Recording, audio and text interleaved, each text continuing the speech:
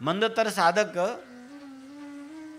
સમાજ એકત્રિત ભएपछि आफू पनि एकत्रित हुने, खैला बैली गरेर ए आओ यसो गर उसो गर भने गुरुदेवले हल्ला गरेपछि आफू पनि आएर गर्ने, ल 5 दिन भयो नि साधना गर भन्दा गरी पनि दिने। त्यो मन्दतम भन्दा अलिकति भाववाला, मन्दतम भन्दा अलिकति फुर्तिला, मन्दतम भन्दा अलिकति बढी सेवा गर्नेवाला, मन्दतम भन्दा अलि बढी आस्था राख्नेवाला। उस मंदतम साधक को इस जन्म में भक्ति प्राप्त नहीं हो सकता।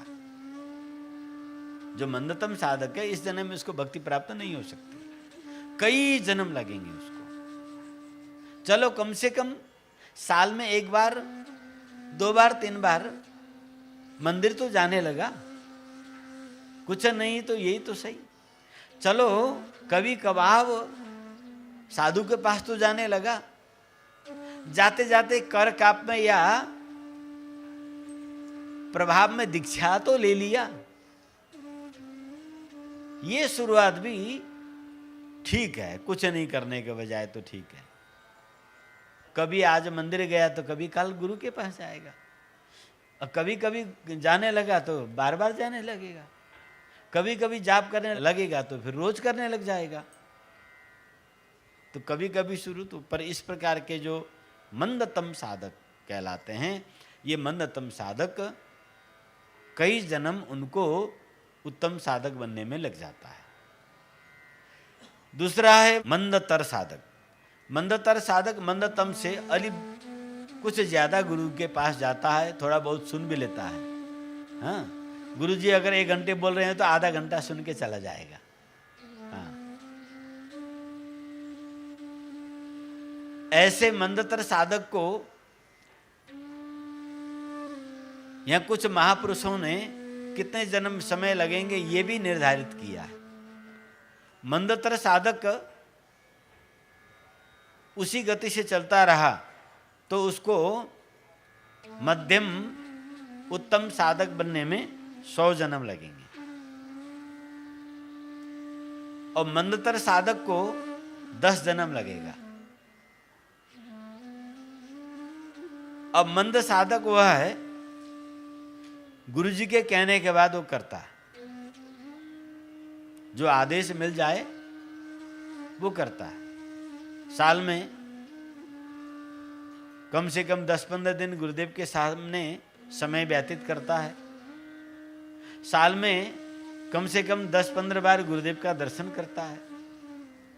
और गुरुदेव ने कहा है तेरा अच्छा होगा तो 6 माला नहीं तो 1 माला जरूर कर ले बेटा, तो खड़े खड़े सही 1 माला कर देता है, 1 पाठ कर देता है।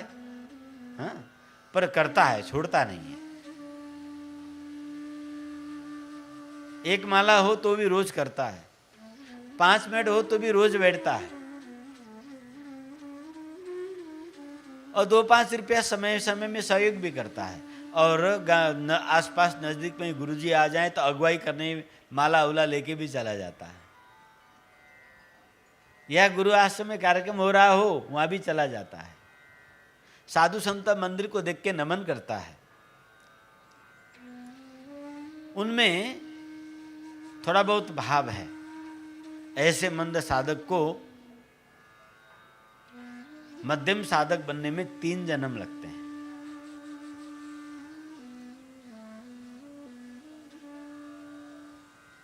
अब इस प्रकार से मध्य वर्गीय साधक, मंद से उत्थान, मंदतम से मंदतर उत्तम, मंदतर से मध्यम उत्तम, मध्यम से हाँ मंद उत्तम, मध्यम मंद से मध्यम। और मध्यम भी 3 प्रकार का हुन्छ।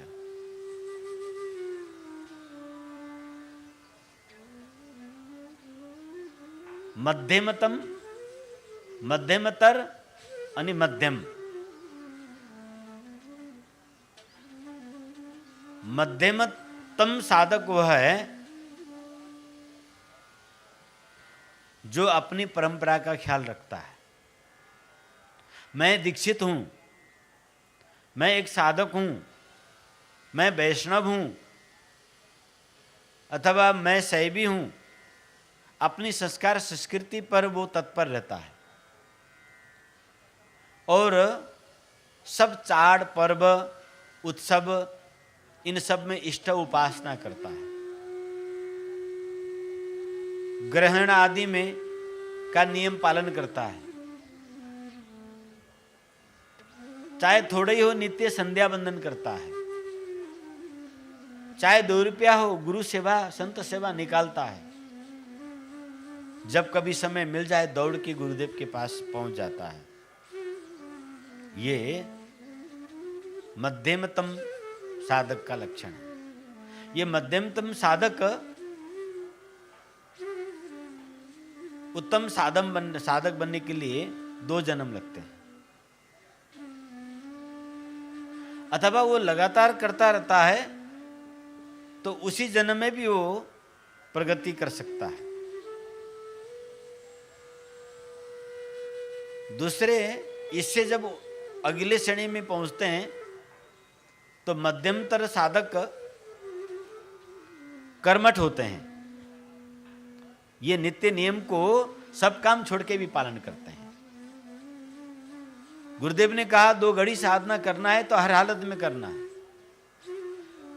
शरणागति मंत्र की 8 माला, तारक मंत्र की 6 माला जपना है तो जपना ही है।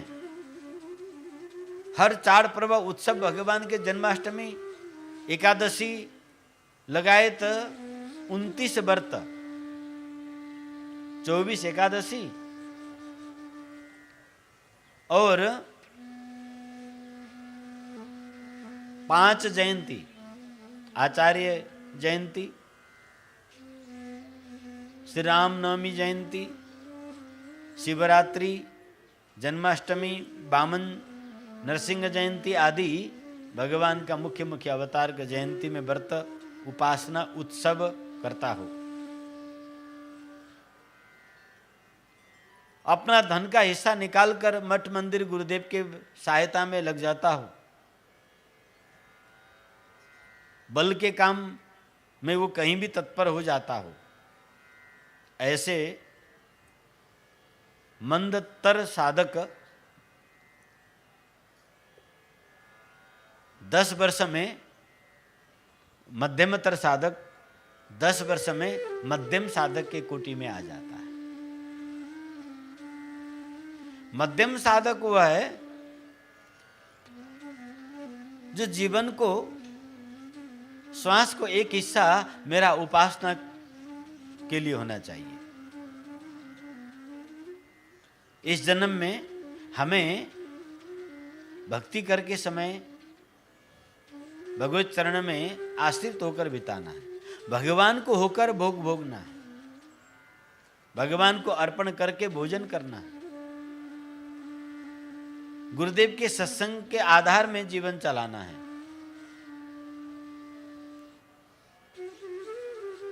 उसकी उस मध्यमतर साधक से उच्च सोच, अधिक समर्पण होता है। ऐसे मध्यम साधक 5 वर्ष के अभ्यास में वो उत्तम के प्रथम कोटि में आ जाता है। ऐसे मध्यम साधक को शिक्षा देने पर लग जाता है। गुरुदेव जब उसको मार्ग दिखाते हैं तो उसे समझ में आ जाता है। वो दाएं बाएं भटकता नहीं है। अपने गुरु, अपने इष्ट, अपनी परंपरा में दृढ़ निष्ठा रखता है। गले में कंठी, ललाट में ऊर्ध्वपुंड तिलक, मुख में भगवान नाम, नित्य भगवत सेवा, शालिग्राम भगवान को सेवा, नित्य भोग लगाकर पवित्र आहार, वैष्णव रीति से, वैष्णव आचरण से जीवन जीना शुरू कर देता है। वो मांस भक्षण, प्याज लहसुन भक्षण नहीं करता, वो सात्विक आहार करता है।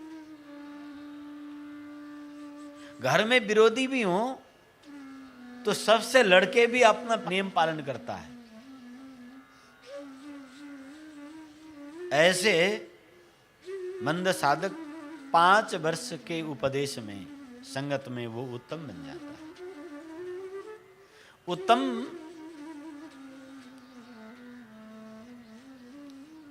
इनका भी 3 श्रेणी है। मध्यम मतलब इससे आगे तीव्र, उत्तम मतलब तीव्र, तीव्र, तीव्रतर, तीव्रतम, तीव्र, तीव्रतर, तीव्रतम। तीव्रतम साधक हुआ है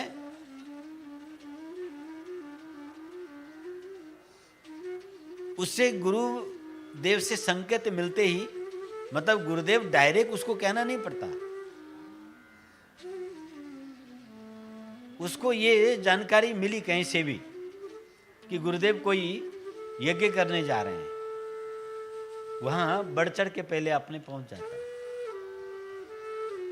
गुरुदेव पदार्पण हो रहे हैं तो व्यवस्था को पहला ध्यान रखता है। सबको हल्ला मचाता है कि मेरे नगर में गुरुदेव आ रहे हैं, सत्संग होने जा रहा है। अपना किराए डाल डाल के बस में, गाड़ी में भर के चलो चलो चलो भाई चलो सत्संग सुनने लेके चल पड़ता है। आसपास पड़ोस में सबको उत्साहित भर देता है। ये तीव्रतम साधक का लक्षण है। 2, 4, 5 को समेट कर लेके आना और उत्साहपूर्वक गदगद भाव से श्री गुरुदेव बाट से जो सत्संग, जो साधना मार्ग निर्देशन होता है उसको ग्रहण करना, प्रोत्साहित रहना, सेवा में तत्पर रहना,